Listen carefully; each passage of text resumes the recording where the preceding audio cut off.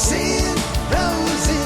Allison Rosen is your new best friend. Allison, with her good times never end.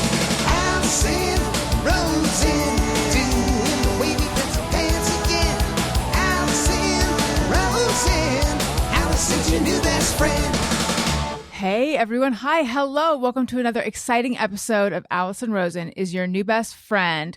Today is a treat for me because in the studio is one of my very old friends, J.R. Griffin. Hello. Hi. How are you doing today? I'm good. I'm so excited to have you on the show. I can't believe I haven't had you on sooner. You and I go way, way, way back. We both have a list of memories and we're going to see what's on each other's list. We have all sorts of things to talk about. But let's first start with, what are you... Okay, well, so actually I should explain. Okay. We know each other because we both wrote about music for various magazines going back a million years. And I like when I was supposed to come on, but my wife got COVID, so I had to postpone. But you're so nice talking about me coming on the show. And I loved when you told Daniel, you're like, oh, he's one of my oldest friends. I've known him forever. And Daniel was like, I don't know. He didn't know, right? We haven't seen each other for a long time. Social media kept us together. Yes, right? exactly. Yes, yeah. But we had a lot of adventures in our 20s. Yes. Yeah. Our 20s. I think I was even younger when the adventure started. But what are you doing now? Because I see that you post a lot from like the America's Got Talent stage and the Wheel of Fortune wheel. So what do you do? I don't work on Wheel of Fortune, so thanks for bringing that up. Okay. I work at a company called Fremantle. I'm sorry. A TV movie production company. I run the digital group. Okay. So I run a bunch of digital marketing groups and social media groups, and we make out of Fremantle, we make American Idol, America's Got Talent, Price is Right, Family Feud, Let's Make a Deal, a bunch of stuff from around the world as well. And so, and by the way, I meant the Price is Right wheel. I had it was a game show wheel. I'm sorry. The one that goes this way. Yes. That way. Right. And up, down. Yes. A north-south versus east-west kind of wheel situation. So you run the digital group. What does that mean, though? So that means a lot of stuff. I've been there for 10 years. I don't know. I think it might be boring, but here we go. Right? No, not boring. Like marketing teams, social teams. So we're on set capturing content, all the stuff on social. You see all the clips you see on YouTube or TikTok or Snap or Facebook and Instagram. Those teams run them. We figure out what the content we're making, the content we're capturing, the content we're posting, working with talent. All that stuff. We make money. We make money in that space too, right? It's a big thing. Like branded stuff? Branded stuff, but also ads on YouTube and that kind of really boring businessy stuff. But we have billions of views, tens of millions of followers on our social accounts. So they're really big. They're really fun shows to work on. I used to do a little more like on the ground. Now I'm a little more like senior exec type of guy, right? Who like oversees stuff. And so like let the young people have all the fun. Well, that's cool. So you oversee teams of young people who make clips. Yeah, and exactly. I made it sound so... career. Yes, I've belittled exactly it so much. That's exactly. I didn't mean to. I'm doing the best thing ever. I did not mean to. But you know what? I tell everyone, have fun, right? Just have fun. Like launching like TikToks and doing stuff. Like have fun. Do whatever. Like I'm an old guy. Like just like have a good time and open it up to do whatever. And we have a great time, I think. And get to work on some of the world's biggest shows. That's awesome. It's so fun to be on those sets. Yeah. You should come with the family sometime. Oh, I would love to. America's Got Talent. I would love to, yeah. Game shows are awesome. They're super fun and family friendly. And these competition shows are great with like these stories and these singers and these people that come through every year. I love it. I actually really, really love it. That's awesome. And then, you know what? Let's go backwards, because eventually if we go backwards, we'll hit when you and I overlapped. Yeah. Before Fremantle, where were you? E Entertainment. Okay, you were there for a long time. So I'm the kind of guy I've learned in my career. I stay places a long time. I've been at Fremantle for 10 years. I was at E Online for 10 years. Between those jobs, I was at a small agency for a couple of years. That's just like a little independent thing. Was that when you invited me to come be like a guest on a panel at a conference? Yes. What was the name of the little agency you were at? It was called Wriggler Creative. Named after an owner there. And we were running conferences. We were booking people for panels and stuff. So we had you come and be on it. It was awesome. That's where I met Jessica Chafin and, oh my God, I can't believe and Jamie Dembo. of the then podcast Rana and Beverly, and I've stayed in touch with them. So, and I met them because we were doing like podcast stuff. Yes. Because every year there was a new trend, right? And that year was podcast. You were so nice to come on, right? Yes. And I remember another year fun. we were doing stuff like Kickstarters, right? And GoFundMe things, Probably, like whatever the trend was. And I remember we were doing Kickstarters, and this woman did a Kickstarter of like the world's best spatula ever, right? Spatula? I don't know. This is wow. kind of a tangent. I still have it today. It is actually the world's best spatula. What makes it so good? I don't know. It's just amazing. It's just everything you. I'm just trying to think if I've ever had a bad spatula. I mean, I certainly have ones I prefer. Kind of come and go, yeah. Or ones where like, you can't really get into the edge of Yeah. Yeah. Wow. So did that little agency? So we're going back, right? So yeah. Entertainment. Yeah. Little agency, Fremantle for 10 years plus now, and having a good time, whatever, making clips for online, right? But hey, it's a career, right? We do what we can I would do. like to take that back. And then before that, we knew each other. And what I'm thinking is going to happen here is you're going to say, I remember that time we had such a great time. And I'm going to be like, I don't remember that. And I'm going to say, remember when? Yeah. And then you're going to say, I don't remember. I can't wait to find out. I know you have a page of notes. So I want to do a little thing. I want to do a thing like, how did we first meet? Okay. Oh, so, who's interviewing the first time whom? we met in person. Who is I actually know, but on the count of okay. We could. I love it. We're both going to say it. Yeah. Wait. Hang on. So Tony is not here right now because his girlfriend has COVID. But we are going to need him to put some kind of like game show sound in. Tony, would do your best and your worst. Okay. All right. So we're going to say 1, 2, 3, and then we're both going to say it. 1, 2, 3, go. Okay. 1, 2, 3, and then. Yeah. Okay. You want to say 1, 2, 3? Yeah. Right. Okay. What? 1, 2, 3. Mike Rocchio sent us the wrong date. Something at each other. Exactly. Okay. So what happened was I was a freshman in college at Pomona College. And this is before you could email anything. You had like, I think I would drive a disc with my story on it too, or like mail it or something. We didn't have email. Right. No. Pre-email. Although actually that year I got email. It was like dial-up or something. And then eventually I got a modem where I would like ATDT, which is a modem command, my story, but that was a couple years later. So anyway, we wrote for this, or I had started writing for this little magazine that was out of Riverside. It was a music magazine called Mean Street. And the editor-in-chief, Mike Rocchio, wanted me to write about a certain band. And he sent me the tape. And then he must have called me because everything was communicated by calls. Yeah. He sent me the wrong tape. He sent me the tape that was supposed to go to another writer, J.R. Griffin. He sent you the tape that's supposed to go to me. You lived in Diamond Bar, right? Which is not too far away. And you went to Cal Poly Pomona. So you came to my dorm room and we exchanged tapes. And then were we friends ever since? We became fast friends. That was it, right? That's right. That's awesome. You had long hair then. You had long hair for many years. Long hair then. Yeah. Yeah. I don't know if I have pictures of that. I've been looking at some of those things. Oh, really? Oh, wait a minute. No, I remember. Maybe I don't. I have a picture of you sitting at my desk my sophomore year of college. So this is when I had a rabbit in my room. I have a story about that. I have a story about your rabbit. Oh my God, I can't wait. Yeah, so you're sitting sophomore year, and on my list, I think we were probably writing board in OC, board in South Bay. I think you're holding a stapler, but your hair is longish, but you'd already had your first haircut. I mean, not your first in your life, but you'd switched from long hair rock guy. Long hair. Yeah. Okay, so jumping around, but then I can't wait till we get into all the memories. But okay, so you went from writing about music to entertainment. Yeah. So, and that was a big change, right? It's like, I remember at that time, and this is how old I am, right? Where I'm going to the internet. Is it going to work? The internet, is it a thing? Going from print to the internet. Yeah. So did that, wrote about band stuff, then wrote about entertainment and more music and award shows. And really we were doing magazines online. Like that's kind of what the vibe was at the time. Do you remember you assigned me a couple stories? I don't know. Yes. I'll say yes. Well, maybe it was.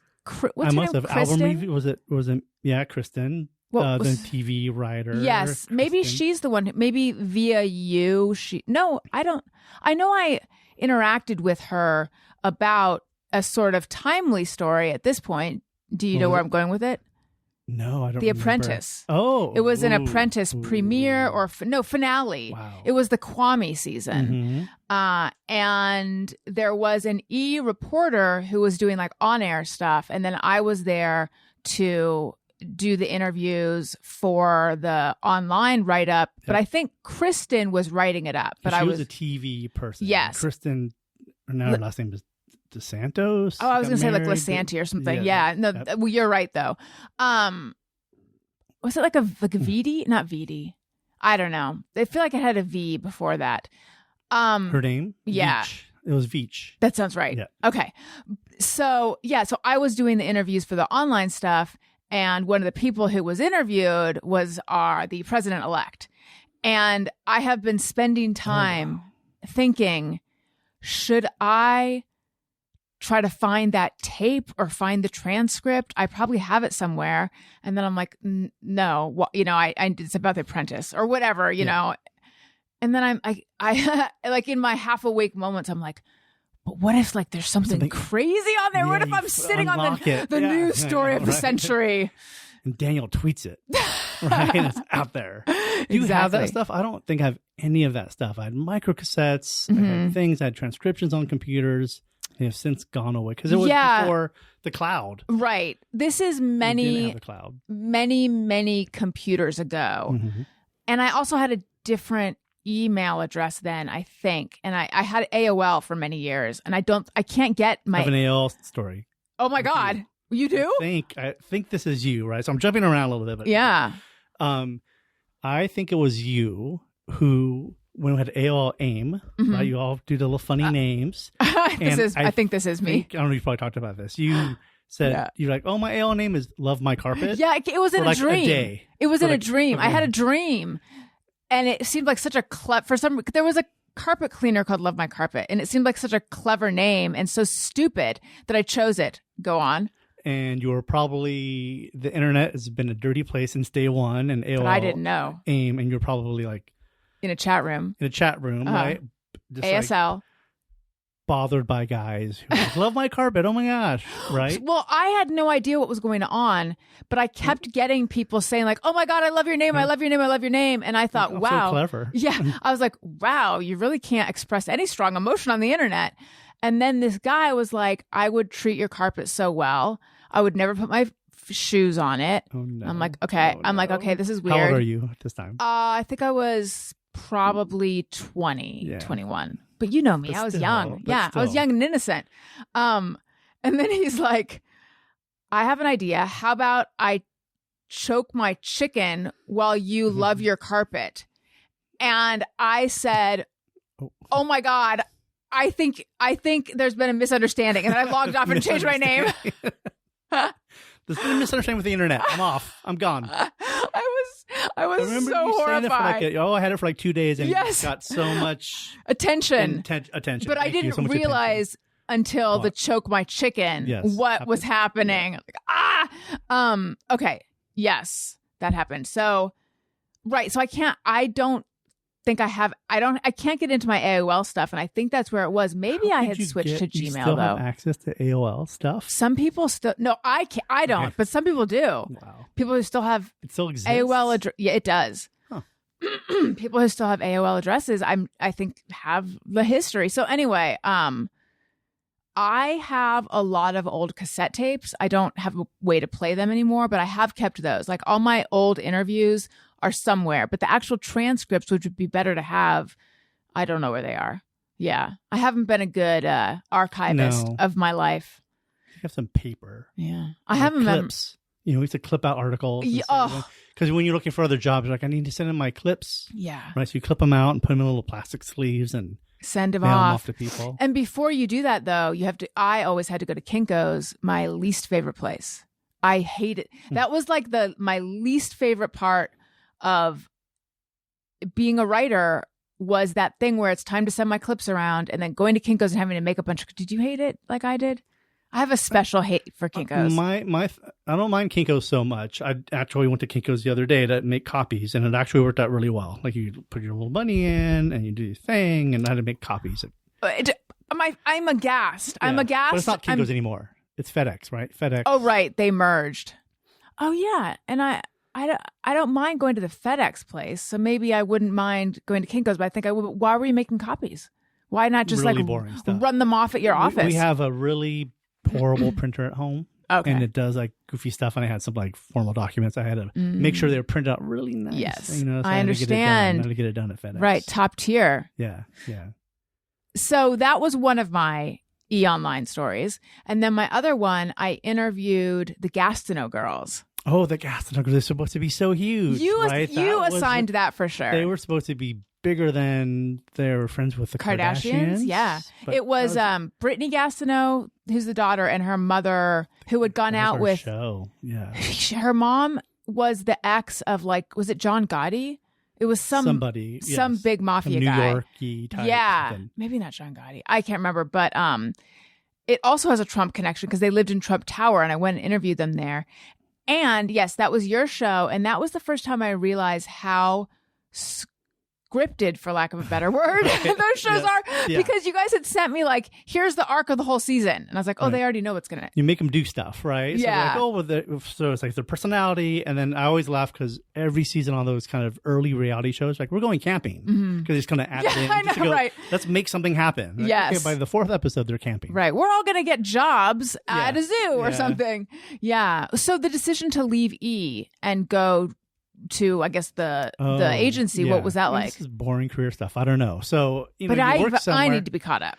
I was just there for 10 years, and I'd done all the writing on and then when I moved to a different division, and we did video syndication. I mean, I don't know, like sending clips to different places, like phone companies, and not phone companies, but people were doing clips on their phones a little bit at that time. Right. And, Hulu was launching and YouTube was launching, so we did all these clips.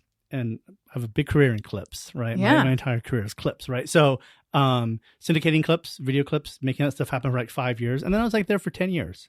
And it was just time to go. You sort of, in the corporate world, kids stay somewhere for a long time. You sort of fall behind financially a little bit and maybe want something different. Right, because even though they keep giving you raises, you never get to the point at which you would if you came somewhere in at people that job level. Hump to go do something, or job hump. Job hump. That's something that That's a little something. That I did. No. That's So I was there for 10 years, so it's time to go, right, and try something. But I do like being somewhere. I do like being at one place for a long time. I've learned in my career, and just sort of going within that environment. So even at Fremantle, I started as something else, and I've sort of repositioned myself there. I remember, gosh, it's been a while since I've seen you, but while I was on the Corolla show, we met up in Pasadena and got coffee, I guess. And I think I was telling you about, I must have been telling you about haters or something like that. And you're like, tell them, thank you for adding to my viewer stream. Nice. I like that. It was good, clip lingo. Yeah. And now I do think of it that way. All right. Haters are good, though, right? Engagement's engagement. We have people who hate on you and say stuff in the comments, and it's now I try to see it that way. For me, it's our content. When they're mad at our content, or the comments on a piece of content go all crazy different ways. Right. We're that's engagement, whatever. But for you, I guess it's personal. Well, it feels personal, but it does. But in my more mature moments about it, I think about I'm putting out content and people are engaging with it, and that's great. It's weird to commodify yourself in that way, to think of yourself as content in that sense. So that's where the disconnect is. But, there's television shows I watch, and I have all sorts of things to say about them, and I like to talk about them, and I can be critical. And, so if you think of yourself in the same way, it's just hard to do that. Well, and it's hard to separate it, I'm sure. Someone saying you are this or whatever. Right. Yeah. All right. Should we get into the list? Sure. Now, is yours chronological? Because mine's not. Mine has sections. Oh, my God. I can't wait. How should we do this now? Should you go first? I mean, and should we just go back and forth, or how do you want to do it? I'll start with the Easy Pawn at South by Southwest. The Easy Pawn. Was that okay? That was the first year that I went to South by Southwest. Was it the landmark, how we knew when we were in? Okay. This is a story I have told before, not about the Easy Pawn. But South by Southwest, I think most people know what that is, but it used to be primarily a music festival. It was like spring break for the music festival. Exactly, That's what they would call it. And there was 6th Street and all these bands every door. There's a new band. Right. And every single person would be like, I want to move to Austin. Now many people have moved to Austin, but for different reasons. But also there was always a big dinner like the first or second night called Hacks and Flax. And it was publicists. Invited. I don't know if I got invited. Yeah, all the stuff. Oh, I mean, there were so many. But because I was with you guys, I got like lots of invites. We went to all the cool parties. Totally. Yeah. Oh my God, I just remembered another memory. I got to write it down. Okay. So we're in the airport and Mike Rocchio, we're going to be staying. So Mike Rocchio ran Mean Street magazine. Yes. An interesting dude, right? Yeah. Hustler, smoked a lot of weed. So and the first year we went, Bad Religion was on the cover. Do you remember? Oh, and we used this weird thin font. And we were bringing the magazine around, and we spelled it Bad Religion. Yes. Like the only time there was a misspelling. We tried so hard, but like you have these design programs, and spell check doesn't work on them. Right. Really. Yeah.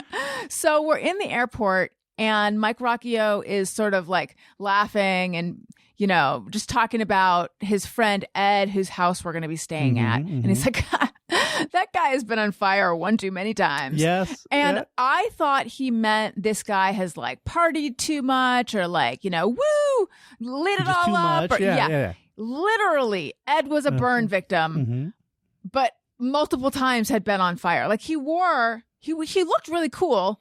He wore a black body stocking under his clothes. But the circumstances of his being on fire, it was like a festival or something, wasn't it? I don't remember the details of that, but I remember other things about Ed. Let's see. Didn't he drink a lot of Robitussin? I think there was a thing like he was going out on a night. Okay. Do you remember how he was dressed? No. He's like, I want to go out and chug Robitussin, and he wore like a full body lion. I was going to say costume, like a furry costume. And what did he do? He turned it around so the tail was in the front. Oh my God. I did not remember that. It was a really cool house, but it was like on the wrong side of the tracks, hence Easy Pawn. Yeah. Everyone else was staying, probably on 6th Street. In hotels, right? Yes, We're in just hotels. A flop house. Right. And then the next year, we also were all in one room at the Sheraton. I don't remember that. And Ideen was sleeping on the floor. And I just remember I needed to get up to use the bathroom. It was like 3 people per bed. All these guys. It was me and all these guys. No, it was fun. God forbid, like any of us sprung for our own hotel. This is how it was. So broke. This is how it was when we were young. Because you get there and you go there, and it's all free dinners and drinks. Yes. So that's happening. You're not spending a dime, right? Maybe you're walking places. Yeah. But everything's cabs. You're paying for comped. cabs, Right, but other than that, I just remember getting up and walking to the bathroom and being like, "Oh, sorry, excuse me, sorry," because there were so many bodies on the ground. So the house, the Ed house, every room was painted a different color. It was like very bright. It was really cool. Yes. I was. Oh my God, you might remember this because I've been trying to find any record of this online. There was a public access TV show with an old lady, like a weird. Yes, but can't remember. Baked mashed or fried. They would answer the public access like phone line, baked mashed or fried. Yeah. Okay, and then also I had just broken up is, I don't know, is that the right term for someone that were you ever really officially with them? I was obsessed with that guy Jeff for years and years and years and years and years and years and years, and I was heartbroken over him. I don't know why exactly. I sort of do know, actually. And then Carlos, who was with us. Carlos, yeah. What did Carlos do at the magazine? I don't know. He was always kind of mouthy and loud. And when he would walk in, he'd be like, "Hey, everyone!" He'd like yell to like shock you. Right. And insult you a little bit and then walk away. Yes. I think there was part of. Again, wasn't he in someone's family? I don't know about that. He wasn't like Shale or Mike's brother-in-law or something. I think he worked at a printing press because when we printed magazines on paper, I remember going there late at night and him sort of running like the sheets you bring to the printer to do the mass production of the thing. Right.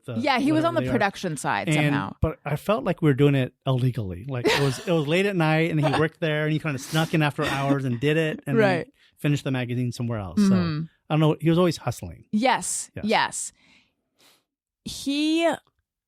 So you're heartbroken. A little bit heartbroken and young. Like I'd only kind of just recently become sexually active. Like I was always Okay. And so there's this blonde woman with short hair who has a history with him. Do you remember this? No. And she shows up and like they were in the next room over in this house, and I'm like, oh God, there's sex nearby. This is just rubbing salt. Yeah. What else? Yeah. What else do you remember from that? So from that house, I remember the house with every room painted a different color. Yeah. I thought it was kind of unique. And so when we bought our first house, right? I bought our first house in Eagle Rock. We're painting it. We're just going to all be like eggshell white or whatever. Like, no, each room could be a different color. I've been to this really cool house in Texas, and they did it. This room's blue, and this is red, and this is yellow, and we totally did it. Did you like it? I loved it because of that house. Wow, it inspired you. It inspired us. Amazing. Yeah. And we went warmer in the front of the house and cooler in the back where we Nice. were like sleeping. Did you add a swimming pool to your house? There was one there. Oh, there we was. moved. Okay. So we had a smaller house and we moved to a bigger house. Got and it. that has a pool. I remember being Don't get a house with a pool, kids. Oh, why? Because it's expensive. It's a big hole filled with water. Right. And you can use it sometimes. We don't have a heater on it. It's in it. So it gets cold. Mm-hmm. And you want to do it, but you don't really go swimming as much as you think you do. This is what I've been told. My dream is to one day have a house with a pool. Friends with pools. That's a good idea. My parents both had pools when they were growing up, and they both were like, "You don't want to do it. Don't do it. Don't do it. You don't use it. It's a huge like liability." Blah blah This blah. is one of your TikToks. Advice from somebody who's old. Don't get a pool. Okay. Friends with pools. So you guys don't use your pool. Not really. If it was heated, would you? Maybe, but it's so big and I'm so cheap, and the idea of heating it seems so expensive. Yeah. It's like a big hole filled with water. Right. is I the way get it. see it. Okay. Filled with money. All right. Your rabbit. I learned that I'm allergic to rabbits. Oh, via me. By hanging out in your room, like, why can't I breathe? What is this? and my daughter who's sitting outside, it's like, can we get a rabbit? Can we get a bunny? I'm like, nope, I'm allergic. I learned from you. Well, you're welcome. I didn't remember that part. The doll room. Where? At your mom's house in 'cause she's Paris, a collector. California. Yeah, you were there. Oh, yes, yeah. I spent the night there because there was a party. I'm sorry. I'm so sorry. There was a party, a Mean Street party. I remember it being dark and hanging out like in the stairwell, and Kenny Gershow was there, and your friend Nurse Mark was there, and he made me a paper rose, which gets referenced. That's really? No, I mean by him. Oh yeah, all Didn't the time. Yeah. Is that We're his still thing? best friends. Yeah. Are you still friends with Attractive Vince? Yes, Attractive Vince. They're still my best friends. Attractive Vince, and then Nurse Mark. Nurse Mark, male nurse. Do you still have a brother who's a Reiki master? Not anymore. He's more. He would do that stuff. He's more of like a solo adventurer guy who works for the county and hangs out. For a second, it sounded like you don't still have a brother anymore. And I'm like, oh, shit. No, he's around. He's around having fun. Yeah. And you guys looked so much alike. Yeah. Okay. So anyway, Mean Street party. And we spent the night at your mom's house because it wasn't too far from the party. I'm wondering if there was somewhere we were going the next day for some reason. Or just nearby. Because Pomona was too far. So Paris was closer. But your mom collects dolls. Yes. And she collects a bunch of stuff. She since passed, but she collects a bunch. She always collected plates or dolls or things, stuff. So you got the doll era. You're in the doll era. Yeah. There were 1,000 pairs of eyes staring at me. And I just remember you being like, which one's going to get you? Is it going to be this one? Is it going to be this one? Is it going to be this one? Is it going to be this one? So sorry. No, it's okay. What's your next one? Wait, what are the categories you have? Oh, I have that one. That's a good one. Okay. Do you remember, let's see. Boozoo Chavis? Does that ring a bell? Bozo. That's Bazoo. Right. Exactly. Yes, but because when why? you're at a festival like this, right? This is South by Southwest you go to like again? South by Southwest again, or you go to Jazz Fest or something, you're all of a sudden you're like, I'm into Cajun music. I love this. I've seen a Cajun band perform, and we saw. I have it here. Boozoo. Boozoo. But then we're like, is it spelled Bozo though? It is spelled Bozo. So we went to what's the Waterloo Records. Oh yeah, okay. We're like, we want to get that album from Bozo Chavis. And the person said, no, it's Bozo. Let's see if I looked them up on Wikipedia, and they had the enunciation of Chavis. It's Chavis, Bozo. not Chavez. Yeah, but of course that's the one they specify, not Right. the Bozo, Boozoo. I have a story of yours on here that I wasn't even there, but this is a story of yours that I retell. Okay. Oh, nice. The didgeridoo. Was it like Casper? Someone? You were at This is a moment where I don't know. Oh no, it's happened. Okay, you were at a show, and I feel like the artist's name was Casper something, and they started playing didgeridoo at you. So you closed your eyes because you I would like do this. you were. It was so awkward. Yep. And they thought you were closing your eyes because you were loving it. I so was so in into the it. moment. So they started like this. more intensely didgeridooing at you, like almost like knighting you with it, like going on either side of your head. Yes, I remember. I'm having flashbacks. Yeah, I was into it. Yeah, I don't know. But do you remember who it was? No, we saw so Okay. many weird We did. bands and stuff at the time. All right, I got to cross didgeridoo off. Your turn. I hope this is interesting. I You know must what? admit, Stories between us from 25 years ago are totally interesting to people, right? this is definitely an indulgent for me episode. However, I think as long as we explain what was funny about each thing, and I also think maybe this should be a Patreon. And yes, I'm on Patreon, patreon.com/Allison Rosen. Maybe it should have been, because they're on Patreon are the people who like really want to hear about my backstory. But I feel like everyone listening at this point, they've known me for a long time, and this is a window into me before all of this. And I am soaking up every moment of this. I'm loving it. Me too. Okay. All right. Do you remember the phrase "do yourself a favor"?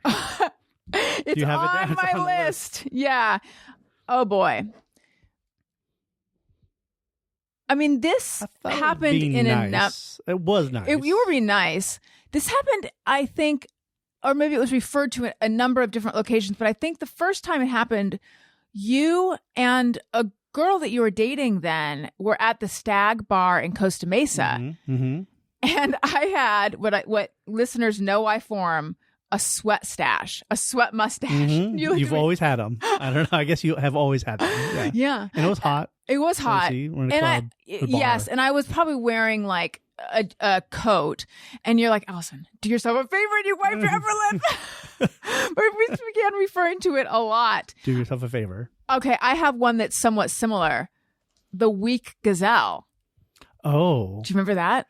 That is probably more of a Mark Milner's line that I grabbed from him. You were being like older brotherly, because I think that I kept saying I'm drunk, and you're like, don't keep saying that, because you're like the Weak Gazelle. Yeah, someone will pick you off from the pack. The problem is not the problem. My buddy Nurse Mark is such a flirt, right? He on the other side of the world, right? He's saying like, go after the Weak Gazelle. Oh, gross. Who's kind of drunk. He's a flirt. He's harmless, right? Yeah.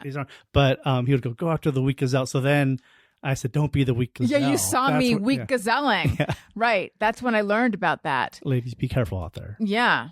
Okay, your turn. Great Randall Lee. I was trying to remember what his last name was. I don't know if he ever had a last name. And what does he do? And how does he exist? And he's like this I just hippie know guy with short, stubby fingers who can play bass, right? And just popped up everywhere. Didn't he write for the magazine? Yeah. So was that his byline, the Great Randall Lee? Yeah. Okay.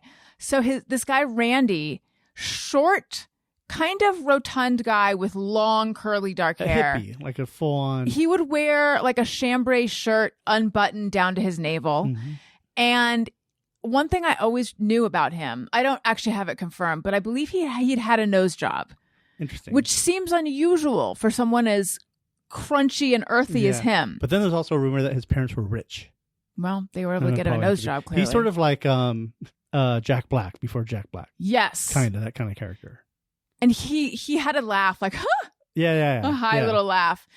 And he was he at South by Southwest also? Always. He's the kind of guy who you have in the friend group because it's fun to have him there, right? And he never pays his way. He just shows up. He's there. but he's awesome to have around. So that's why he was just always in the mix. You have a longer list than I do. I don't know. No, I don't, because mine's handwritten. Or maybe I do. Okay. I recall you purchasing condoms and running into a guy who we worked with. Yes, at Target. And I remember buying condoms and some other stuff, like random things. I think it was like maybe car oil and something random. And I was like, this must be weird buying these from this guy who is rather uptight. He was very uptight. He should have been an accountant, not a music writer. No, he's very uptight. And that person to this day posts things online on Facebook when they're still writing about music and doing stuff. But it's just like the most factual thing. Yeah. I really enjoyed seeing Rick Springfield at the Right? It's like there's nothing there. Right. Anyway, nice Interesting. Nice guy, uptight. So but I did buy condoms from him, and it was embarrassing. And he was like, "Oh," and that was at a Target. Where I worked at a Target. Yeah. Who does he write for? Is it like a newspaper? Yeah. Okay. Some like OC papers and stuff. Oh, interesting. Still around. I did not know. All right. What do you have? I don't have any other. Oh, what about the white elephant gift of your autograph? I think I told that story You did, recently. and I'm here to explain. Okay. I'm here to justify why. Explain, please. So my wife is in a book club, and a bunch of women in the book club, and then of course you have to show up, and you're the husbands and the friends of the people, and sometimes you're at the holiday party, and then you hang out with the guys when the women are doing book club stuff or drinking wine or whatever. And there was a guy named Guy, who was very cool and smart, which is nice.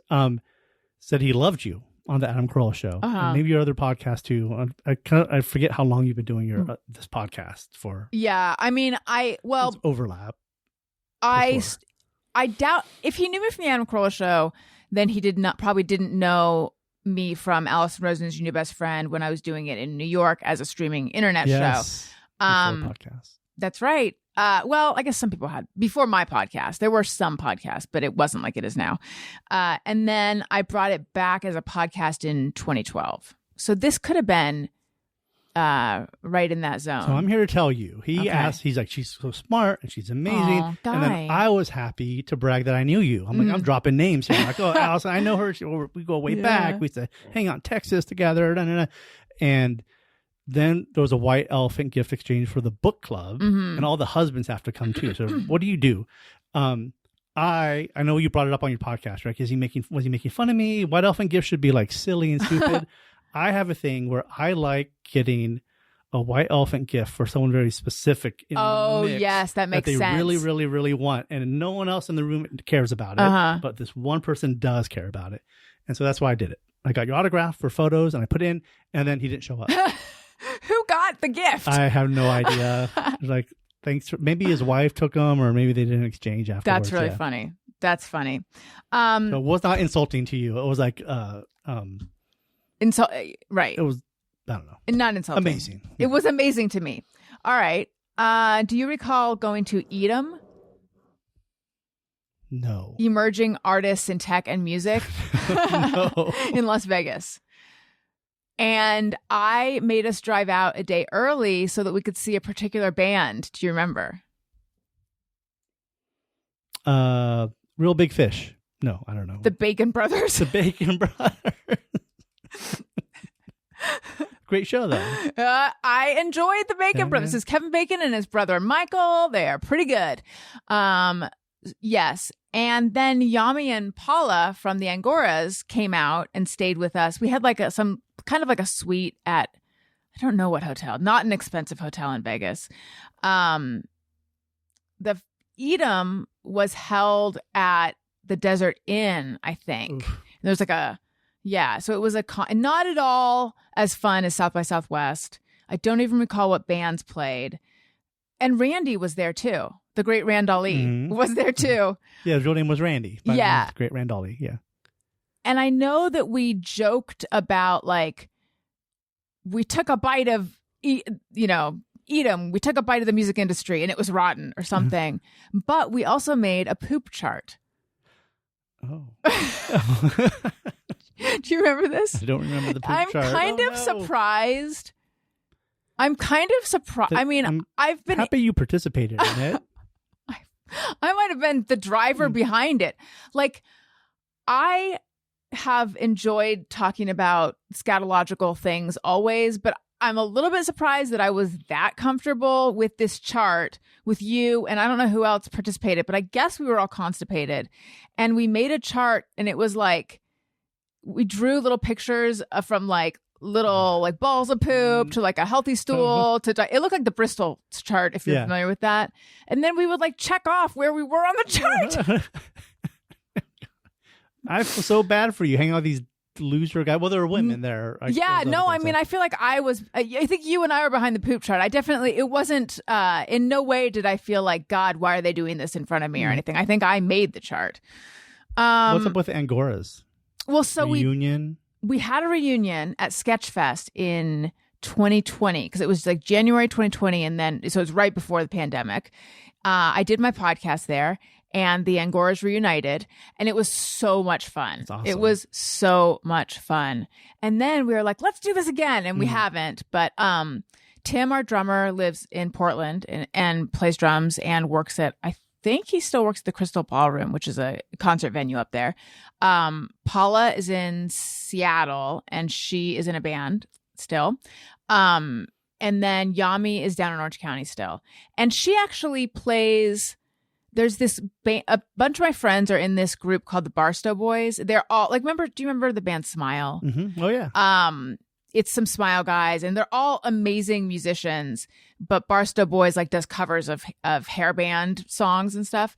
But then I guess there's like a Barstow Ladies version of it, and Yami plays bass in that sometimes. That's fun. Yeah. Do you still want to play more often, or you're busy with the kids and life? And this? I don't find that I miss being in a band too much. If one cropped up, if it was easy, I remember when we were getting ready to do the Sketchfest show, everyone was in town for the holidays. So we got together and we practiced, and that was super fun. But I think it was fun for me from a nostalgic point of view. Your wife was in a band or is in a band? Yeah. So our daughter went to Dahlia Heights Elementary School in Eagle Rock, and then the Dahlia Mamas formed. Right. So there was a dad band. The dad band, they played like events at the school and stuff, and then the moms were like, "We can do a band. We're making a band." So they made a band, and they play covers, and they play different bars, and they've written a couple original songs. Amazing, so having fun. And they're still together. One, like, they lost their drummer kind of recently, who sort of quit, just doing other stuff. So she hangs out. There's still band practice. They're playing a friend's birthday party in a couple of weeks. So there's a formation of the band. So she loves it. She loves playing music with a bunch of guitars in the house. I can't play anything, so I just like watch her. I'm like the roadie. So when we go to the shows, I'm the roadie and I carry stuff, and then I always build in like 20 minutes to go get something we forgot, because I always have to go home. That's smart. Do you remember when Gwen Stefani said you were cute? If you ask my daughter, if she's sitting outside, she'll tell you, "Dad, stop talking about when Gwen Stefani said you were cute." Because I almost don't know if she doesn't believe me, but I can confirm. Confirm. That's funny. My dad has a story. My dad passed away in 2023, but he told so many stories that I just don't think are true. But one of them was that when Gwen Stefani said he was cute. She says that to everybody. She says it to everyone.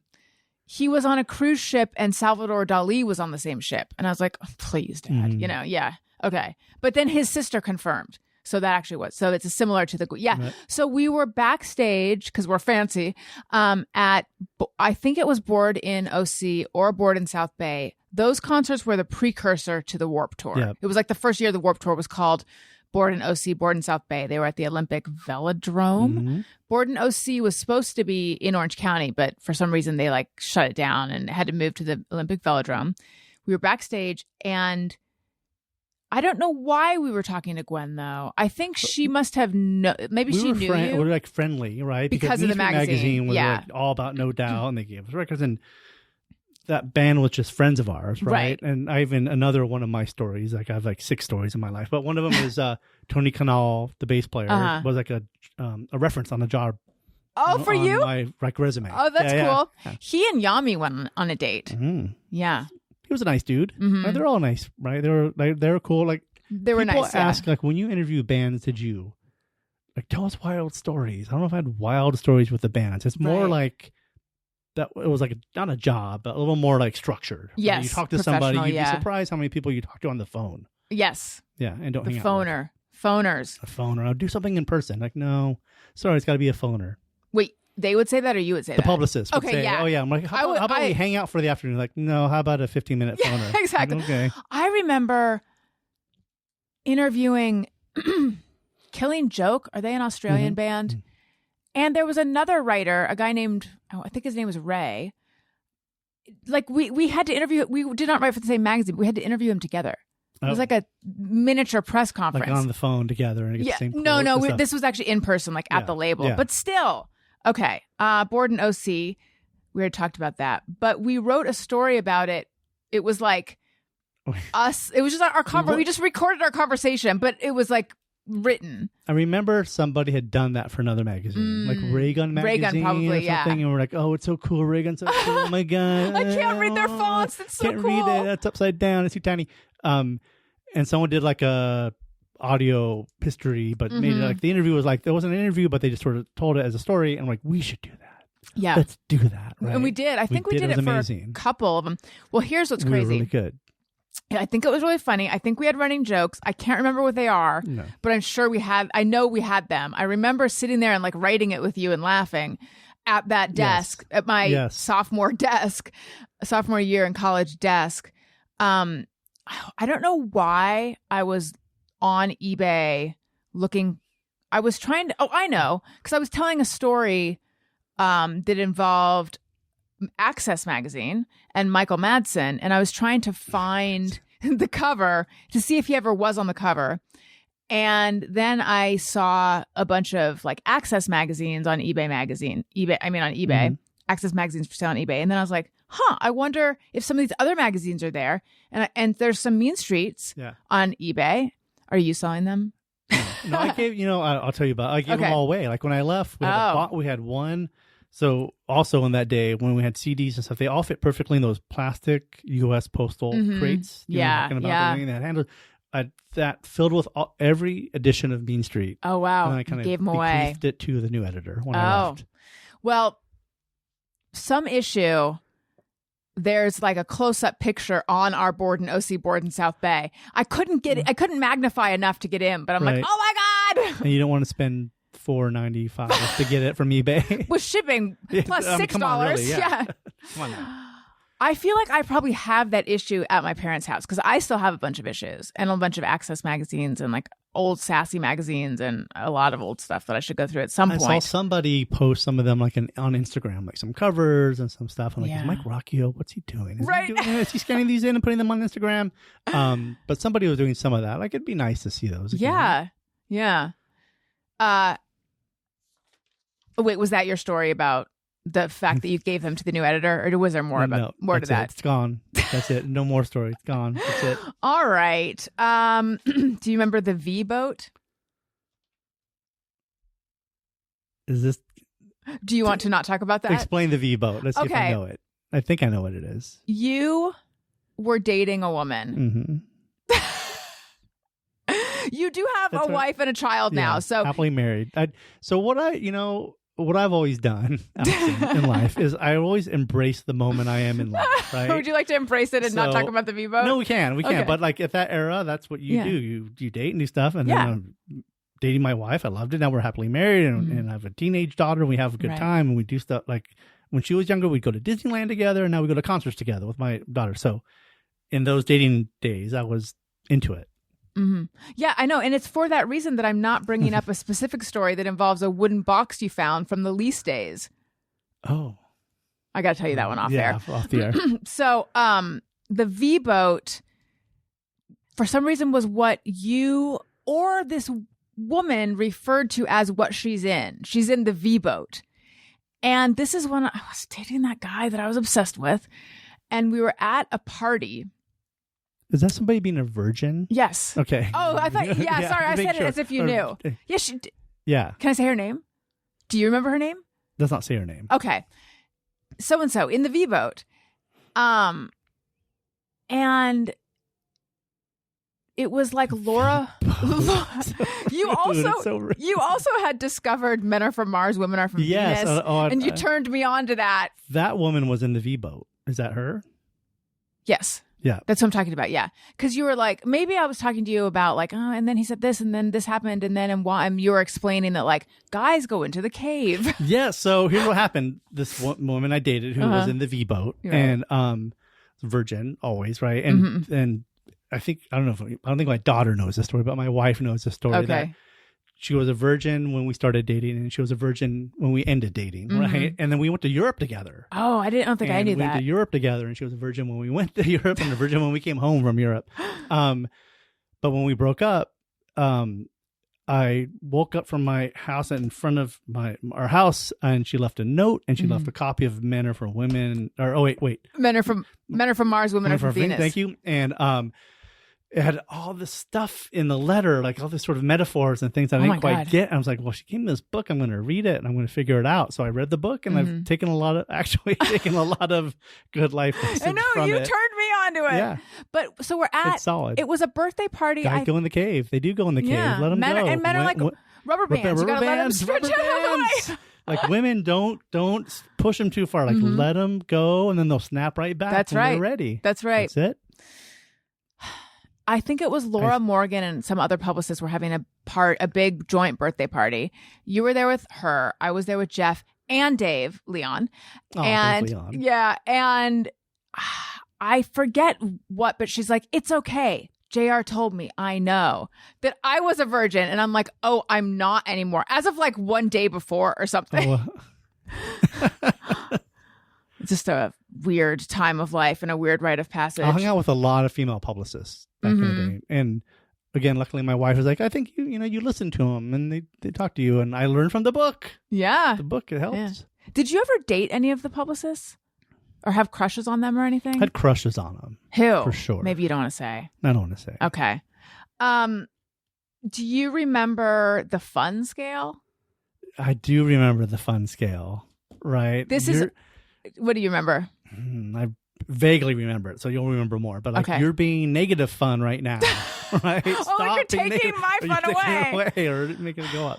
What I remember is we were at Stubbs, South by Southwest. Stubbs is this big outdoor venue. We should all go. Yes, that's everyone who's listening. We're all going to Stubbs, and we met this guy named Greg, and he. Maybe you and I had started the fun scale. And he was just playing along, but he kept saying that I was lower than you on the fun scale. And rude.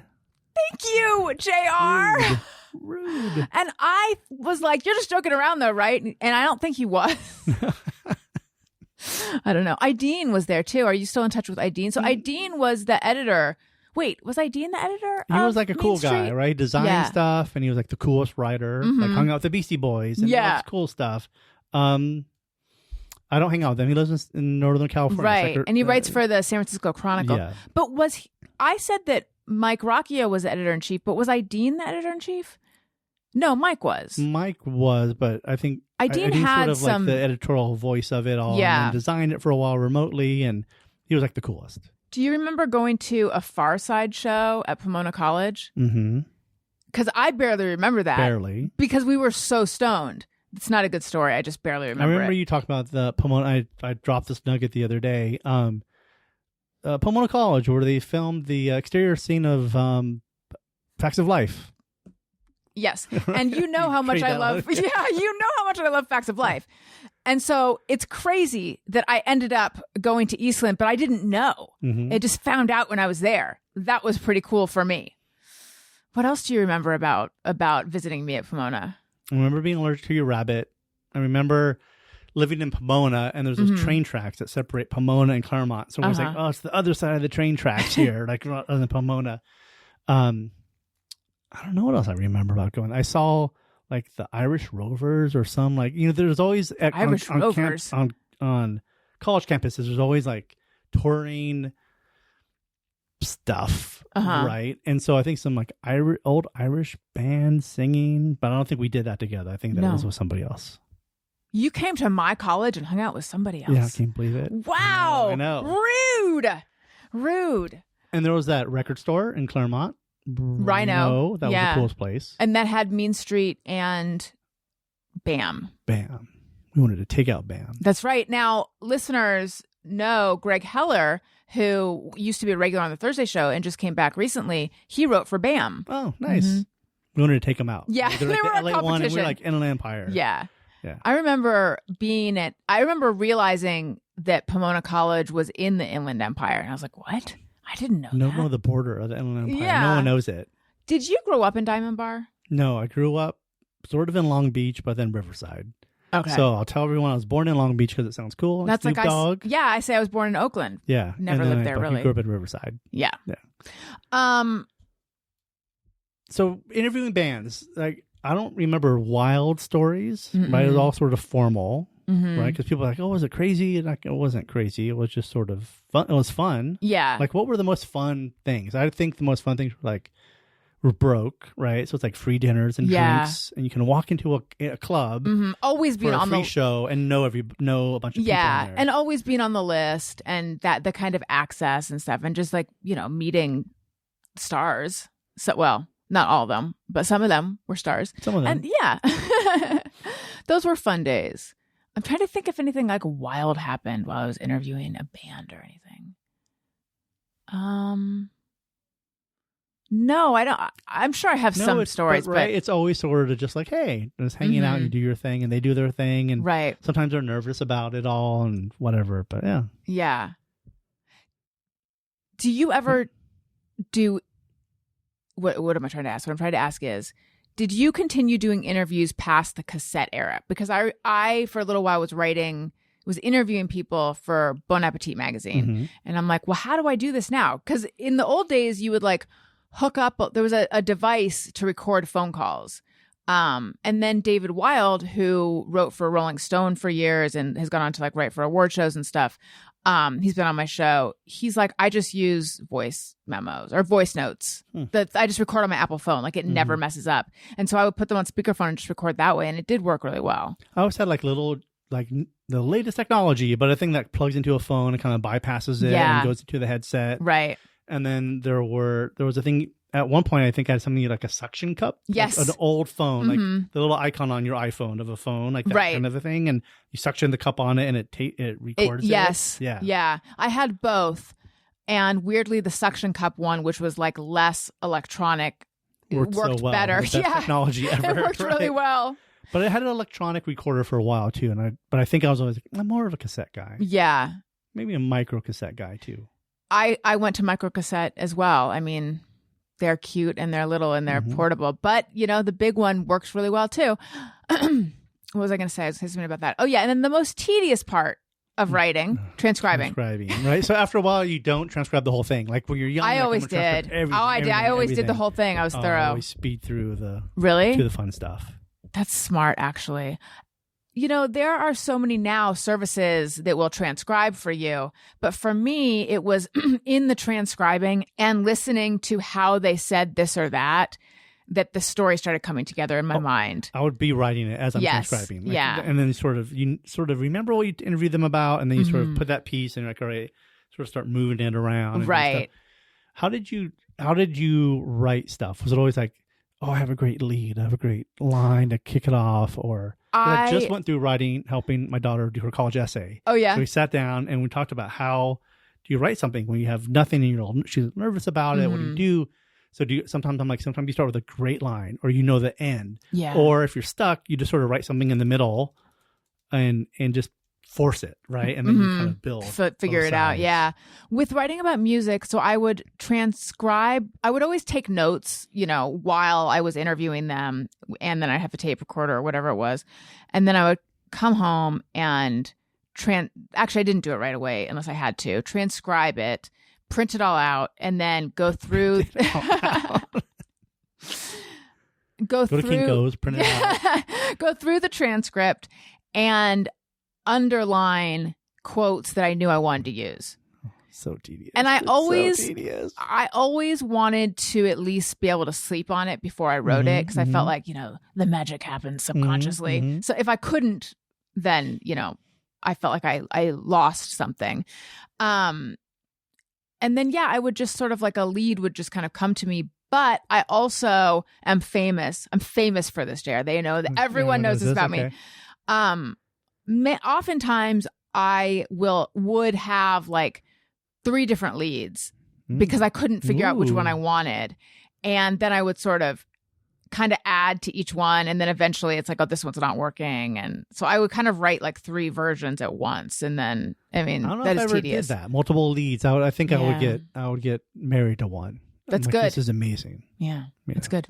When I worked as an editor, I always felt that if someone's lead didn't work, I needed to explain why. And so I would spend all this time doing this. And it's like other editors just circle it and go, new lead.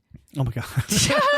It's faster though. Yeah, not good. Yeah. New lead. I mean, and maybe as a writer, we don't really need to know why. Just like, okay, fine. It didn't work for me. Yeah. You know? I've got some other one. We didn't have any hard editing there at Mean Street. It was like really pretty loose. Yeah. You know? I also remember when there was something that I signed, I guess, some kind of paperwork at the beginning where Rockio had said, when you turn in your story, turn in 3 possible headlines. Oh. Well, and so for the longest... Those are fun, though. Headlines are fun. Punny headlines, hilarious. So I didn't really understand I know what a headline is, but I didn't understand sort of how people are writing them with these like plays on words and puns and stuff. Until at Time Out New York, I had to write display copy or headlines and subheads and decks and all that stuff, which I never liked it. It's like you either have the talent or you don't. You have the headline and then you have the subhead. Right. Right. So sometimes the subhead can only be like a quote from inside the thing. That I like more, but the having to like come up with the punny, like, you know, I'll take Manhattan, like classic cocktails and, you know. So at E! Online, I'd say I have 10 years of experience of writing quippy headlines, and that's really what I did there, right? Yeah. Before I started cutting more video, as you know. Right. Coming, and so Mr. I could write, Clips. Right, Mr. Clips here. So social content's super easy because it's just all quippy, short, But yeah, the king of puns, too. Yeah, and I know it was never the queen. So anyway, I would turn in these headlines. Never the queen of puns. Never the queen of puns. I would turn in these headlines that had no puns in them. It would just be like... And then would come back? Well, no. Pun. No, I think that thing where it said, please turn in 3 headlines was a relic. I don't think anyone did that. He stole that from somewhere. Yeah. Mike Rockio didn't think of that himself. Right. Yeah. Because you never turned in headlines for Mean Street, right? So then you and Leah, who I wish she were here. She's wonderful. Well, no, I guess you met her. So you went over to Axcess magazine, which was a glossy tech culture something. It's a mess. Yeah. Was it? So it was everything. It was tech culture, rave culture, bands. Yeah. Down in San Diego. Yeah. And there were a bunch of like hot rod culture people. Well, Richard Martinez, the editor-in-chief, was like a hot rod culture guy. It looked amazing. Is that where you met Leah? Yes. Leah Jones, who I love, were the music editors. She's very nice. She's wonderful. She's wonderful. Are you in touch with her at all? No. Okay. She and I we're in touch, like, you know, On through social Instagram. Yeah. But when she was living in Burbank and I was on the Adam Carolla show, we met up at Tin Horn Flats. Do you know what that is? Yes. Do you know about the scandal about Tin Horn Flats? No, I don't. So he refused he's like a real right-wing MAGA guy. It's like shut down. It's like condemned, but he refused to shut down. Oh, during COVID? Yeah. So they had like a big fight with the city and people were on both sides of it. And I think Mark Garagos represented him. Maybe. I think he had gone to school with Adam Carolla. But anyway, yeah, Leah, way before we knew any of that, Leah and I met there. We met up. And now she lives in Las Vegas. You guys were the music editors, and then you brought me on to write there, which was amazing. And I got amazing. How much did we pay you? Nothing. Zero. Yeah. Zero. I did so nothing. much writing for nothing. What did Mean Street pay? You know, it did pay, but I don't remember. We were very, very proud that we paid something. Yeah. But I think like an album review was like $5. Oh, seriously? Yeah. Like an article was $15, or the cover story was $40. But something. I remember talking to Mike about it, and maybe this was a Mike thing too, where just pay people something, right? Because so many people write for free, and so Right. many people are trying to get in to do their thing. Like it's just a little thank you, and it's nothing. It's really nothing, but it's a little something. Yeah. And I remember going through every month. It's like, okay, we gotta do the bill. I gotta pay out all the writers, and we had a little Excel-ish kind of spreadsheet, and it's like, ooh, the bills for the writers this month is like $400 or something. Yeah. Yeah, no, Access paid nothing, but I did a cover story on Sandra Bullock, No Doubt's first national cover story. And you know that they based the Don't Speak video on that photo shoot, right? Oh. Yeah, because they photographed all of them and then made Gwen big in the front and put the guys like yeah. bite size behind her. But still, that had nothing to do with us, No. right? No. It had nothing to do with me. I'm sure it had nothing to do with you. But that was a weird time because that magazine Yeah. is just a mess, right? Right. It's just like different art and culture and stuff. But yeah, you write for free or write for $5, right? Right. We paid you for Mean Street. Yeah, for stuff Mean Street. a little bit. But Access was really good for me because I had these really Really? good looking clips. Yes. Yeah. Cover, glossy Right. I did magazine, Mila that felt- Jovovich. I can't remember if I did a fourth cover, but yeah, and so then I had these great clips, and then when I graduated, I sent them out, and so I like got and from that, Rolling Stone called me back, and People Magazine called me back. So I always felt that writing for Access for free was a really good thing that I was able That's to good do. to hear. Yeah. Right? Like, Why it all do you? pays off. How do you regard Access? As something that was trying to be a cool national magazine, but Mhm. never quite got there, right? And it just seems so mishmashy of a bunch of random stuff. And it was such a weird experience because you did this stuff in person. So I would go to Leah's house in Manhattan Hermosa Beach. Manhattan Yeah. Beach area, and then we would drive down to San Diego every weekend. Oh my God. Sleep on the floor at the office and work on this thing. And You I get slept on the paid- floor of the office there? Yes. Wow. I can sleep I can sleep anywhere. Like I can ask my wife. Like my superpower is I could take a nap right here. If you like, be quiet for like 5 seconds, I'll fall asleep. And that's from like sleeping on magazine floors, right? Doing during deadline and all that stuff. So anyway, we'd go there and spend all weekend doing stuff, and it was just chaos, but it was fun, right? Because like we sort of knew the rave culture there, like there was big rave culture in San Diego. So we'd go out on the weekend and just have a good time. But I just think it was just trying to be something it never could figure out its identity. Right. Right. Are I you almost like Mean Street more. I think I like Mean Street more than Well, Access. it was a music magazine. It Yeah. knew what it was. Are you still in touch with Richard at all? No. How did go ahead. Oh, I was going to ask you if you knew. You made me think of Peter Atkinson from Mean Street. Remember that guy? No, I don't think so. But totally makes sense because Peter was a guy who loved death metal, black metal, metal stuff. And I trusted him fully. And every month I'd call him like, who do we have to care about this month in the black metal world? And he's like, we care about Cannibal Corpse or whoever it was. Yeah. And I just trusted him. But he was like the guy, because in Mean Street we did all kinds of bands, like ska bands and pop bands and Right. punk bands and everything. But I just remember Peter was like the guy, like, who do we have to care about in the black metal scene right now? He's like, oh, this band. So, You know who comments on my stories every now and again? Kenny Gerchow. oh yeah, he's in Thailand. Yeah, Yeah. he's somewhere far away. I love Kenny. So I was thinking of a story recently. On my Substack, I was writing about how there used to be, and maybe there still is, but tell me if you agree with this. There was kind of a contentious relationship between music writers and publicists. A friendly, but maybe not music writers. Between journalists and publicists, because publicists are there to like protect their talent, and I think there was sort of a distrust of us. Maybe it's a gender thing, but I found Maybe. it fun, right? And Yeah, I found you found it to be more collegial than Yeah. contentious. Okay, that's Yeah. interesting. and not necessarily like flirty, but fun, Right. Because really, like the dynamics were like mainly female, right, and then Publicists. mainly male, but Yeah. also most male writers were like trolly dude, not a modern troll, but like Yeah. ugly troll Right. looking people, right? And so maybe What's a when modern you're sort troll? of Wait, what's a modern troll? like a mean person online, right, yeah. you know? No, So you maybe mean when like you're a sort of yeah. a normal person who can have a conversation and hang out with people, you're happy. They love together. you, So I didn't yeah. think there was sometimes protecting talent and artists, and you're just like, why are you doing that? But even as I went to E! Online, it just gets worse. Like the bigger Right. the name, I think that's what and I'm you dealt with that stuff. Yeah, I think that's what I'm thinking of more. Music publicists, that was all like pretty fun. But no, I mean like the big star publicists. I feel like there was a lot of paranoia. They think they're a celebrity themselves. Yeah. Oh, you would say that, right? They think they're the celebrity. No. Right. Didn't Kenny call up Bobby Gale, or maybe not her, but someone, and like destroy a Dawn Jaguar cassette on her He voicemail? would have done that. I think he would have done that. Yeah. I think you told me that story.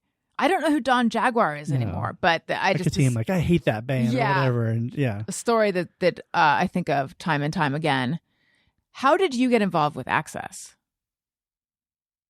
Leah, I think. Or I don't know. I don't remember at all. No, I have no memory of how it started. I also remember, so if publicists wanted to pitch you something, they called you. They would send you stuff and they would call you. So Leah's outgoing voicemail was like, hey, you've reached Leah, blah, blah, blah. Leave me a message, and if I'm interested. But it was directed to publicists. Right, because there's so many people trying to get on the cover of a magazine. Yes. Right? Yep. Leave me a message, and if I'm interested, I'll call back. So I put that on my voicemail, sassy. my college Sassy. voicemail. And I just remember my friends being like, if you're interested, you'll call back. Yeah. I had forgotten. It all of a sudden popped into my head the other day. I'm like, God, that's so rude. I remember the whole cover thing. Like, are they going to be on the cover? Can we get the cover? And like, well, we can't really tell you. We can't promise anything. And then the publisher of Mean Street for a while was like, Shale would be like, if they bought the back, they could be on the cover. And interesting. I was like, that's crossing a line, Shale. How dare you do? We're not like that. Yeah. We're cool, And then the way we reconciled it was like, well, if we put you on the cover, if you want to buy the back cover, we'll do like another month. You know what I mean? Yeah, good. We'll put you on the cover because we like you, right? But if you want to spend money, stretch the press over 2 months and buy the back. But don't be the front and back because that just looks bad. Yeah. I'm glad you said. He would try to make that happen a lot. That's another thing that I wrote about that I've written about on my Substack was how pure and like it's a little bit self-important. It's a little bit heady, but I also believe in it. I felt that I was a journalist and I'm here to represent the truth. Yeah. I'm not here to sell CDs or movie. I'm not writing a press release and I'm not writing a Valentine. I really believed that. I'm telling your story. I'm getting your art out to the world. Yeah. We all believed that. Because we're helping little like young bands too. Because that magazine was a mix of like big bands and like the local band issue. We always use like local, but every issue had local band stuff in it. Right. And so you're just trying to help them. And you meet these great people just trying to make it happen. Yeah. So, question. You knew me when I was quite young and I've barely been in, I think maybe near the end I was starting therapy, but you saw me all through the Jeff saga and you saw me like other guys and stuff. And that's a time of my life that I look back on and I just think, oh God, I made such poor decisions. I was so young. I was so naive. I didn't understand things. I don't know, like what's a big question, but what do you remember about me from then? And I remember I saw as you being open, right, with all of your emotions and all of your things, right? And maybe I'm looking at it with like through rose-colored glasses. I was never like, just so much drama or annoying. It was I wasn't drama. I just was. I had a lot of feelings. Right, but I liked that because you're open with it. Because some people don't share that stuff, and it's hard to maybe becomes hard to communicate or really be a close friend. But you're so open with that stuff, and it's funny listening to you on the podcast where you're just like this talking about something, but you're like, however, like you always sort of a tangent of something or a counterpoint or overthinking. You could say overthinking it, but in a good way. Thank you. Right. So when we're all young in our 20s, it's ridiculous. It's all ridiculous. You're talking about V boats and this stuff and men are from Mars and women are from Venus. Like it's insane. Right. Yeah. And you never hesitated to put it out there. Right. And I always had fun. Like I didn't like pull back from our friendship at all because I loved being around you and hanging out with you because you had those qualities. And we're all going through chaos. Maybe everyone looks back on that time of their life and they think like, what was I doing? Yeah, that's how I feel. But were you ever just like, God, she just doesn't get it with like relationships and things? I was young too and I didn't get it. None of us got it. Maybe if now we're talking and you're in your 20s, I'm like, you don't get, or, you know, I'm at the era of my life where I'm like, advice, old guy advice, just how you do it. It's going to be my runaway TikTok series. And I love it. Already. But at that, we're both in it. We're all in it at that era, and it wasn't weird. It was open, and that's really nice. You know. Thank you. I mean, what was your take on watching me go through the whole Jeff thing? That would be a little bit like, why are you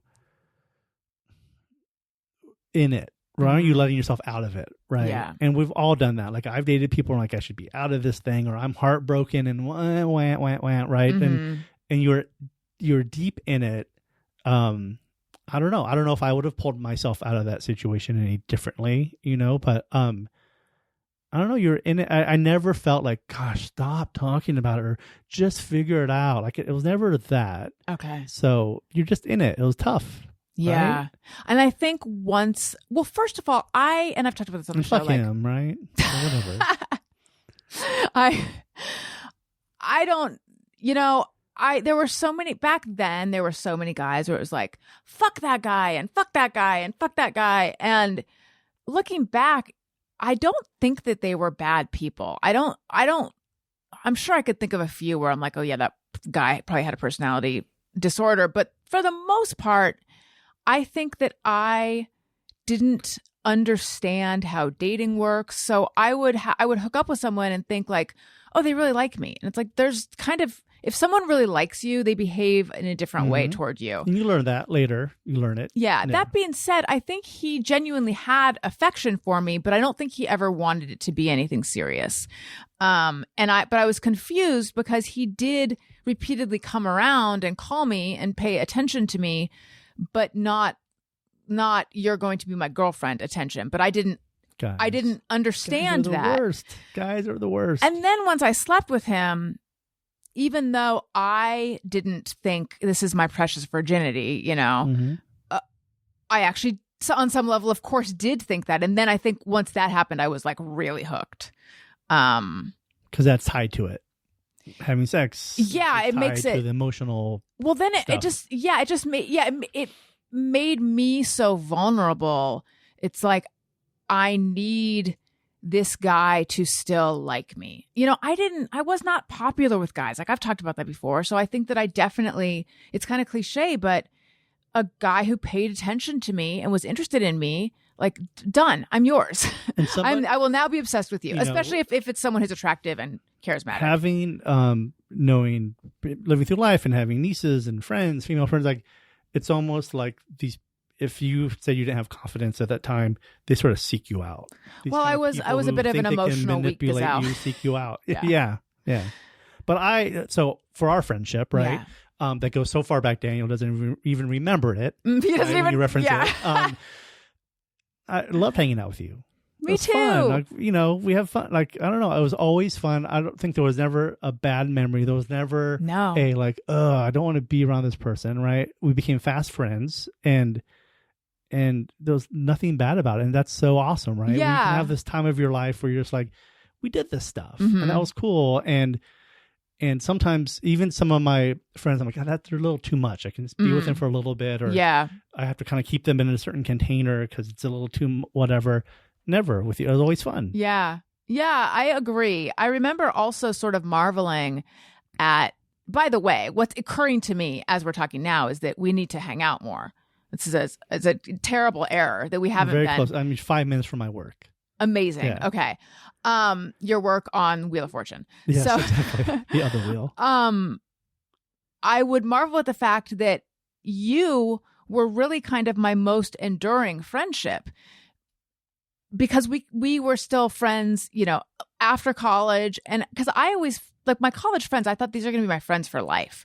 And I still am. Sort of. Yeah, but it's not. But some stay. I didn't think college was going to be this sort of like segmented or compartmentalized time of my life, and then my life would return back to what it was before. I thought college was the beginning of the rest of my life, if that makes sense. And so then when I was back in Orange County and it felt like I'm picking up where I left off, even though I lived in a different part of town and I made new friends and stuff.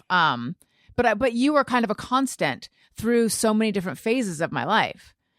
That's neat, right? Yeah. And it's funny, again, in my old guy advice era, it's like I've been telling my daughter, like, there are people come in your life and they'll be your best friends for a little bit, and then you'll never talk to them again. And that's okay, right? Yeah. That's okay. Maybe because you moved back to Orange County, you felt like you went back. I think so, back. yeah. Instead of if you moved to a different part of the country, you would have felt right moving forward. Yeah, when I left and went to New York, then I felt like, okay, Right. now that felt like forcefully picking up the direction my life was going, like saying, no, I'm not going to be on that track. I'm going to move it over here. Right? That's brave, right? Moving across the country. I'm really glad that I was able to do that because I think I grew up a ton there. I just was, I was very enmeshed with my family. We had like their overprotective, Yep. smothering, Yep. or very involved, however you want to put it. You just had to go. Yeah, You had to I go. felt like I got to go figure shit out on my own. I can't do it when I'm this close to you guys. Mm-hmm. Do some improv. I did. I know you did. Yeah. That was awesome. I did do that. There was something else I was going to say though, and I may have lost it. We got to do Just Mirror Everyone, but it is now dark. Is your daughter now sitting outside in the dark? Probably. Do you want to take a break and check on her and see if she wants to go into the house or come in here? Or like, is the light on out there even? Yeah. I see. Oh, they've turned the light I on. see light. You feel like let's check on her real quick. okay. Right? Yeah, we'll take a quick break. Okay. Hey, it's Todd Perry from Allison's other podcast, Allison and Todd After Hours, and people are always telling me, Todd, I dig the show because it really helps with my love life. If you go to a sex store, they have multiple vibrators of different varying speeds, sizes, Right. Shapes, materials. veininess. Right. Different vascularity for your vibrator. Allison and Todd After Hours, new episodes twice a month at patreon.com/Allison and Todd.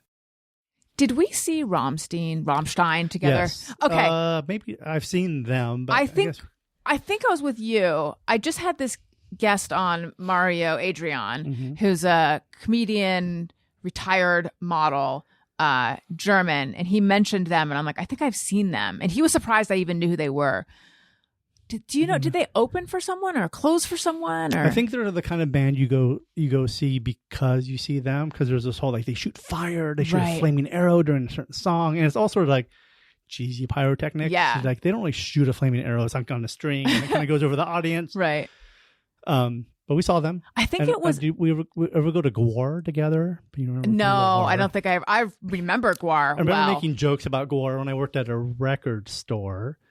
And I was just sort of, oh, we should go see him. And then a friend, sort of a friend, but not really a friend, like a coworker, was like, you keep talking about like, we're going. I got his tickets to go see Gwar. So I had to go to Gwar with somebody who was like an associate right. more than a friend.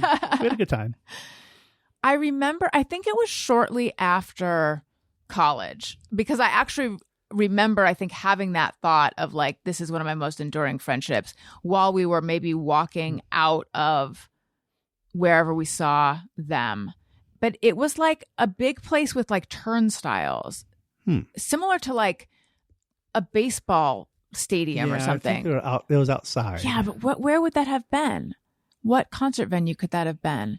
It wasn't. Well, I don't think it was the Velodrome. No, I was going to say the Velodrome. No, there must have been some outside stuff. It'll come to me. All right, let's do Just Me or Everyone. Sometimes I ponder on something I have thought or done. Is it just me or everyone? Am I doing it? Is Yeah. it just me or everyone? Yeah. Because I have a tangent we could go on because I've been traumatized because of this. So you're Oh, driving. no. You guys were talking about this on a podcast, and I was like, they're going to tell my story. As I've been listening to your podcast, I'm like, I'm going on there. I got my stories going, and like they're going to tell my just me or everyone because you're talking about cars. You're talking about zippering in and letting people into a lane. So when I go in, I give people the thank you. Yo, hand. the arm, yeah. Right. There's a part of me that's worried that if I give them the thank you arm, they're going to think I'm giving you the what the fuck. Oh, hand. got it.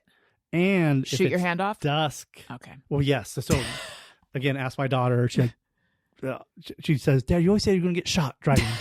Don't look at people weird. You get shot. I'm like, well, it couldn't, hopefully it never happened. So give you the fuck you arm, or if the light catches it weird, like flipping them off. Oh yeah. So I'm worried about like if I'm getting like a nice hand, it's a fuck you hand, because once I was out with Nurse Mark and we were at a bar, and he can be mouthy, and he made fun of we were in Riverside at the Irish bar in Riverside. I don't think I know that one. He was mouthy about some guy there who had all of his fraternity brothers with him. And they're like, what are you saying about it? And they kind of got into a little bit of an argument, kind of stopped. And mad dogging, you've heard of people saying mad dogging. Like, it was a definition of mad dogging. We're in the bar drinking our beers, and they're just looking at us. Like this group of people looking at us for 20 minutes, 30 minutes. So then I gave them the, what are you looking at thing? And they thought it meant like, let's fight. Oh, let's go. Let's go. Oh, Jesus. And famously, one of the guys got in my face and was yelling at me. And even more famously, Nurse Mark, stood in the middle of it and took a punch for me, which was really nice. Oh, that's nice of him. Yeah, and more of a slap. More of they hit him in the head, and his head hit some pole. Or legend. Oh my God. It's all true. And they said, we're going to beat you up. We're going to kick your ass. If you go outside, we're going to beat you up. And so Mark and I sat there in the bar, like trying to sober up, waiting to go outside to get ourselves beat up. Right. And of course, they weren't there when we left like 40 minutes later. But I don't want to give the high sign. Yeah. Because I've been traumatized by going, what's up in a bar? I'm afraid someone's going to shoot me if I zipper it in on the 5 freeway. Right. Well, that's not just you. But part of it might be. Yeah. So do you do the hand or no? All the time. Okay, but you're just always like, oh, I still have my fingers, thank God. Yeah. Hey. Yeah. Wow. I like that one a lot. Now, do you have to come up with them all the time? Well, I don't have one, so no. I guess I don't really. I really probably should. You rely on people. Yes, I do. Yeah. And then I also have, it used to be exclusively that I would have listeners send them in on Twitter, and we would collect them, and I'd like make a sheet of, actually my producer at that time, Gary, would like make a sheet of like 9 or 12 or something of them. And then when I started doing the show myself, I would just like all of them, and then I would just go into that. And then Twitter became less popular. And then I it got kind of samey for me. So I switched it to the guests bringing them in. But I do think I've recently started getting back to using listener submitted ones, and they'll just like DM them to me or get them to me in any format. Yeah. And then I have like a folder on my phone that I put them in. So that's what I've been doing lately. Do you have another one? No. It's okay. You don't have to. Yeah. One. I didn't know. You have a page of notes, so I wasn't sure. Yeah. Wasn't sure what we were doing here. Do you have a Podcast Pal product pick? Podcast Pal's product picks. Not really. I looked at my Amazon list before coming here, and it's really boring. It's like floss, hair stuff. Okay. But I mean, shoe inserts. Do you have a shoe insert you like, though? No, I do, but I don't know the name of it. Okay. What about dog hats? I would. So dog hats? Yeah. So hats for dogs? Yes. So this is important. Okay. Right. So, as you know, right, my dog passed away this week. A poor little dog. JR had the most adorable little poodle creature named Jessie, and I have loved her for years. I've loved her social media presence, and alas, she is no longer with us. I was this week, right? So super fucking sad. There's all this stuff. But Jessie had everything, like, blind, deaf, Cushing's disease, spinal stuff, and bad hips. And she was kind of blind-ish, but blind, we can never figure out. But if she walked into light and shadows, transitioning, she would get stuck, like shiver and think she's running into something. So we'd bring her in a car ride and stick her head out the window and like shake because she thinks she's hitting stuff. Oh, geez, that's so... And so... we called it getting stuck in the shadow realm. Stuck in the shadows. Yeah. My daughter made that up, so I could give her credit for it because she'll tell me I stole her joke. So Jessie's stuck in the shadow realm in the dining room, right? Because there's little shadows. And we take her for walks, kinda, and that's what'll happen. But one day, my wife and I were walking around, and this guy had this cute little dog with a dog hat on, and we're like, that dog. And we walked down the block, we kind of circled back around, and see him again with the dog and the dog hat. And I was like, your dog is so cute. That's a cute dog, and I love the hat. And he's like, well, My dog has cataracts and is blind and gets freaked out about shadows. Oh, wow. And light changing. And so I put this hat on him and like a newsy cap, like a baseball cap / newsy cap, and it creates a perimeter of shadow so the dog doesn't freak out. And I looked on Amazon. This is where we're going with this. I looked on Amazon for dog hats. Did you get one for her? And Jessie died. Oh, no, JR! I'm laughing, but that didn't, When was this versus when she died? The dog hat thing was like a month ago. Oh, God. And she wouldn't wear a hat. We were going to buy it. She wouldn't wear a hat anyway. She would just shake it off. Yeah. Wendy doesn't like clothing either. And Daniel is always like making Halloween costumes for her. Dog hats, though. If your dog has cataracts and is worried about shadows, invest in a dog hat. Maybe I'll link a dog hat in my store, Amazon.com/shop/Allison Rosen. So are you going to get another dog? I know it's very early. No, not now. Right. We're sort of, you're in it with the 2 kids and the young kids and no time. I have a 17-year-old that has a job, and Maura, my wife, and I are sort of practicing empty nesters because she'll go to work on a Saturday for 6 hours. Imagine you and Daniel like, what do we do for 6 hours without kids? I can't imagine. Right. So we're like, we're going to end. That was, we got to get home because she's old and she's wandering around the house and might fall and all this stuff. No, so we want some time. Yeah, that makes sense. Although Adrian wants a transition dog, right? Have you heard of the concept of a transition dog? As one dog is going out, you bring in another dog. Yeah, I've heard it referred to as a bridge dog, but yes, I think that's kind of why we got Petey. Even though, Wendy had surgery and it went really well, and so she's not, like, knock on wood, has probably I hope she has 4 to 5 years left. But she still is a senior dog. So what dog did you bring out of the country for? That was Wendy. Yeah. You did that? Okay. Yeah. We took her to Japan to get heart surgery because we're insane. Yeah. Honestly, I was like, I can't go through her dying of heart disease in, this year. I can't do it. So we saved her. Japan. So you did, you must have saved money. Going to Japan and yes, so it's much. Well, so actually, they don't do the surgery here. Okay. They're starting to do it at University of Florida, but they've done I know that doesn't inspire confidence, does it? Alligator heart or something. But they've only done. They're in the single or double digits of how many they've done. Versus Japan pioneered the surgery. They've been doing it for a long time. They have really high success rates. They also do it in England, but the clinic that does it in England has not been having as much success lately. Oof. So in terms of where to go for the best surgery, it's Japan. But then where to go where it's the cheapest, it's Japan as well. It really worked out well for us because the dollar is so strong there. So it ended up being even cheaper than we thought it was going to be. On paper, that sounds like an insane story. I know. But you know how you can get there. I know exactly how you can get there.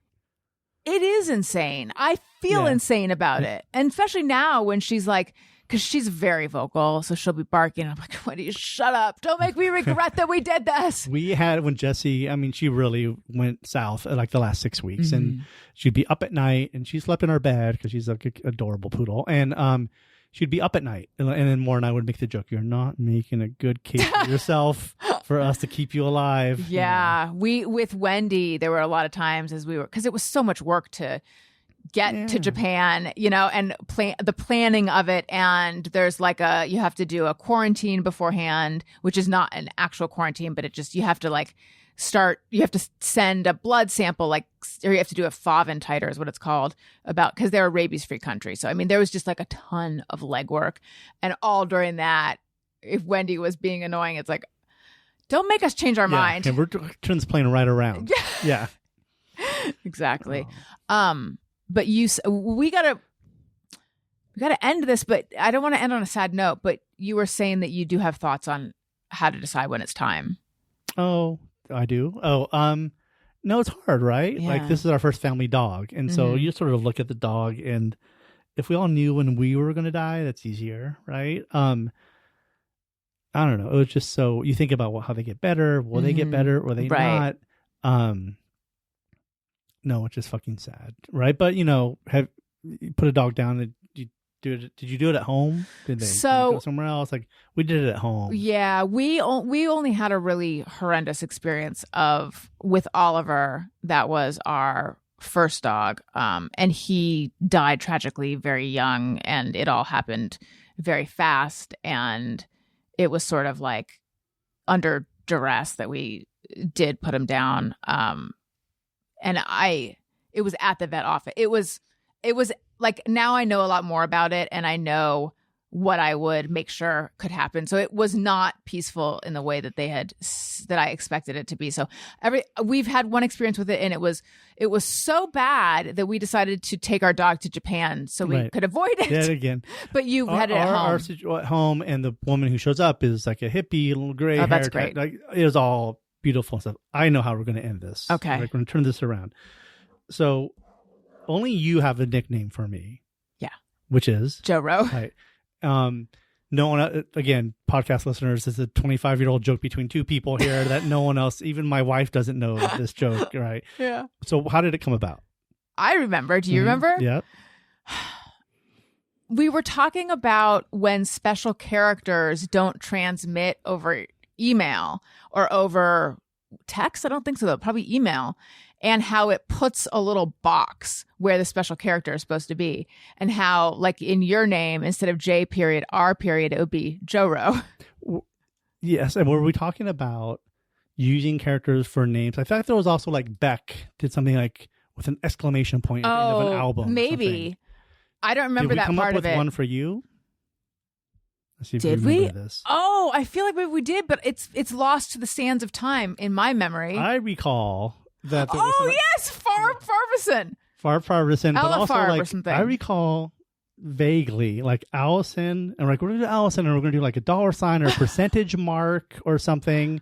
For some reason, somewhere deep in my mind, I have Allison percentage mark, and I don't know why, but as I was kind of going through the memories, I think of Joe-Ro, like we were talking about exclamation points and weird characters and Allison percentage mark. And then I was thinking Allison percent. Okay. And then I tied it back to Alicent. Oh, which was that came up so recently. Right. So maybe my name actually is Alicent. We figured it out. Where did Farbison come from? I remember Farbison. I was signing emails to you, Farbison, but why? I don't know. I love Farbison. That's fun. Oh no, we ended on something neither of us remember. Yeah. Maybe that's perfect. Done. JR. Allison. It was Joe-Ro. Allison. Percentage. Allison. Farb. It was so nice to catch up with you. Thank you for having me here. So great. Thank you for being open to this, for making a list, for doing homework, for trying to inspire me to do more TikTok videos. I have Jesse's last moment. One of her last moments was making a comment on a video because I had a TikTok for Jessie. So. Yeah, I know. And she wanted to know my thoughts on couches with chaise lounges. And I just happened to write back to her, and you're like, "No, I was trying to like set you up to do a video response. Like, use the algorithm, make the algorithm work for you." And we both just think it's great that maybe she was a poodle and had strong thoughts about furniture. This is where I, give people the option to like plug anything. No, I mean they should probably watch America's Got Talent. American Idol's coming back with Carrie Underwood. Oh, great! People know Carrie Underwood. She's gonna be judge. America's Got so it's American Idol. America's Got Talent. We're filming our 10,000th episode. Oh my gosh! Price is Right. Wow! In a couple of months. Drew Carey hosts. Drew Carey hosts now. And also a cute little show we make called The Great Christmas Light Fight. Oh, I don't know if anyone knows this on ABC. It's like a home decorating competition show. But it's Christmassy. Christmassy. I would definitely be into watching that. All right. Thank you, JR. And everyone, please check out my Patreon, patreon.com/Allison Rosen, and my Substack. I always forget it. It's AllisonRosen.substack.com. And I have merch, and you can follow me online at Allison Rosen. I am on TikTok. You can see my video reply to Jessie. And that is the Allison Rosen on TikTok. Last episode, Jackie Johnson was like, you have to do mukbangs. So Daniel and I did eat food on camera last night. Yeah, not for OnlyFans, though. That's where it should be, right? For some reason, people like the lighting. Car lighting is good. No, we just did it in the living room without bad lighting. So check that out. And yeah, thank you so much, JR. Listeners, Thank you for having me. thank you for listening. I love you. You matter. Goodbye. Hey, do you know about the Allison Rosen show?